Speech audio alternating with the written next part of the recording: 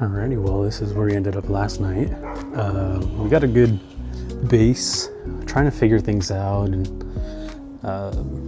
like I said, just winging it as we went. So I drew up some plans, but followed them a little bit, just a good concept, but the rest of it is just measuring and winging it. So here's the extrusion we had left over. So that's going to be, we'll use that for support bracket 10 at the bottom, like in between the wheel well there and that bottom frame. Here was this is kind of what we ended up doing with mounting it. So I got those channel nets that go on the Tacoma.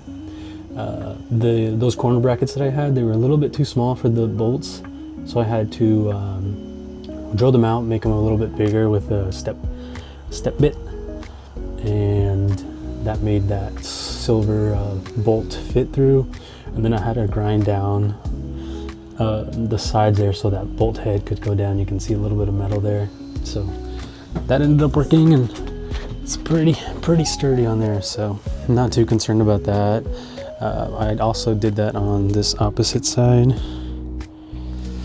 You can see they're right in there, which means I had to loosen up the LonePeak puck. And then what you do is you loosen this top bolt first right up here, and then right inside is that other one. You'll do that second, and that'll pretty much separate the puck from the bottom there. And then you can slide those channels nuts in. You can see we already did that front one up there, just because we already had that cross member in place. So that one's hooked up too. Yeah, so today we'll kind of finish the frame of it. We'll finish this section back here we'll have these other pieces here that are gonna sit here up top, and then we just have to cut another piece for that right side there. We also have this black, it's like, it was HDPE or something, plastic. This in combination with these. So these are little, pretty much guides. So I'm gonna glue these down. These are gonna sit right here, just like that. There's gonna be a top piece up here, and you can see it's got two little channels. So there's gonna be a plastic piece here and here, and we're gonna put little finger holes. That way we can just slide them forward and back, and that's how we can access things from the inside here. And then up top here, we're gonna put some wood. Still not sure if I'm gonna do 3/4 inch or full inch, but we'll see. That'll be a Home Depot run, and we'll take a look at what they have. We're gonna put some hinges back here, so that way this can open up like a chest. And then up top there, up front, we're gonna add some more supports down at the bottom, and then we're gonna make that a double decker. So the sink is gonna go all the way to the top, almost to where that white ends up, right up top there. And yeah, so that should be it. We'll get to it. We just got to get set up, bring the saw out, hook everything up, and yeah, we'll keep on working it slowly but surely coming together. But here's a quick little overview of how we've been chopping stuff up. So with cutting the aluminum extrusion, it shoots aluminum pieces everywhere, as you can see down there. There's tons of pieces. So what I did was, yesterday I had it just hanging off of the side of the tent, but for today, because it might rain a little bit later, so this is a little bit covered, we can slide it over if we need to, but I just have some bungee cords hanging off the edges, holding it up, so all of the aluminum that gets shot out the back will just hit the sheet and just fall straight down, and then later on we can vacuum all that, so make it a little bit easier. So be mindful of that. Don't forget your eye pro. You don't want some of that aluminum in your eye, because that's gonna hurt, and you just don't want to deal with that. So yeah, just a small little tip for you guys.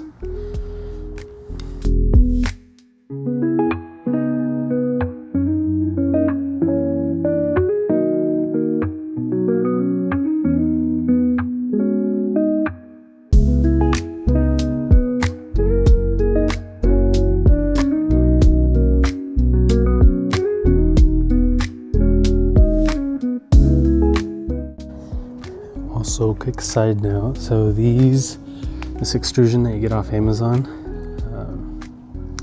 if it'll focus here, it doesn't come pre-drilled on the edges. So what I've been having to do, because on this end, as you can see, we have these little connectors, but they need to be drilled in to the edges of that. So I've been taking these are M5 bolts, and so I've been taking a 7/32 drill bit. I'll drill that hole out, and then I have they're M6 actually. So, and then I've been taking this tap. It's an M6x1 tap, and essentially been tapping the holes.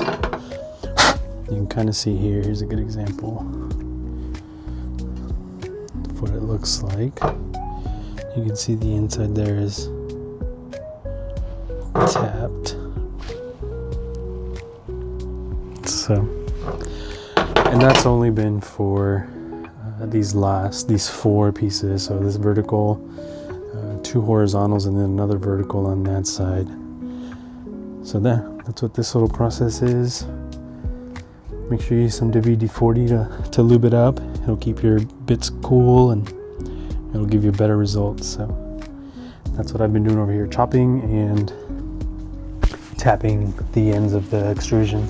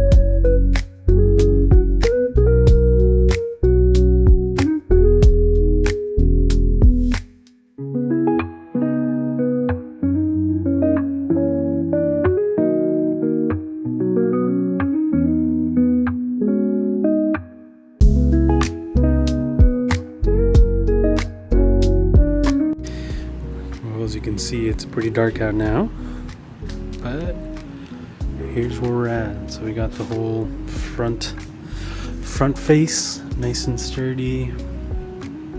We got tons of supports.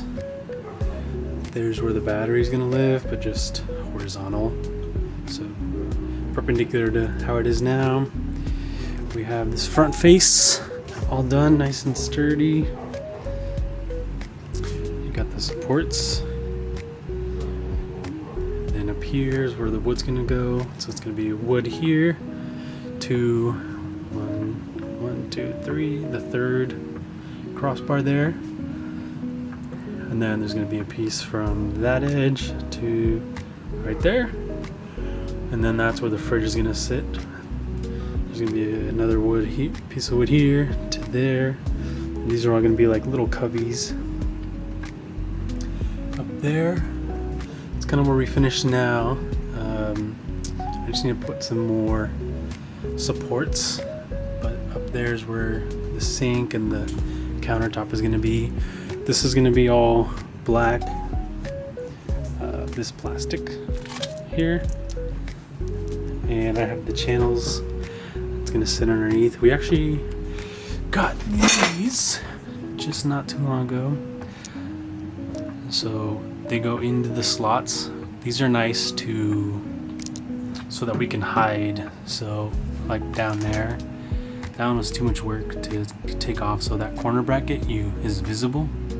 Even when we put the walls, the little plastic pieces as the walls, we're gonna have to cut around that corner piece there, as opposed to this left corner here, where it's flush.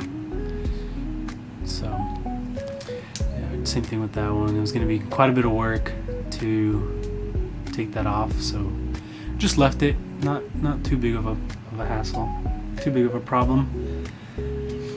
And yeah, so here's going to be a side view.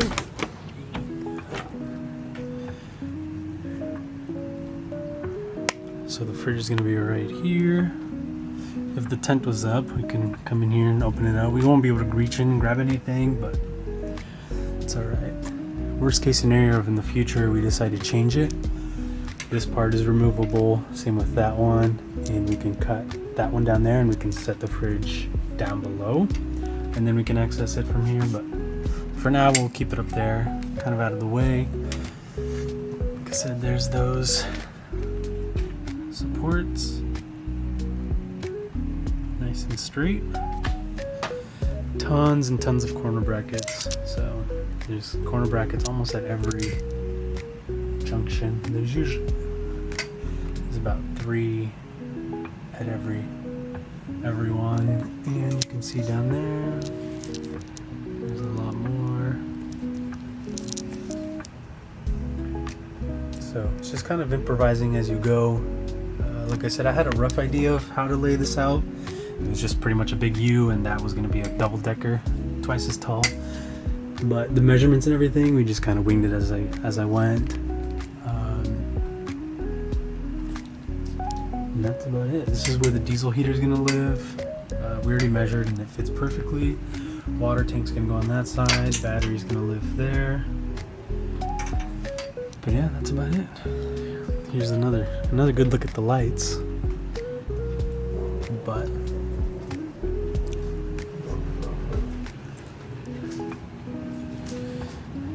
that's about it.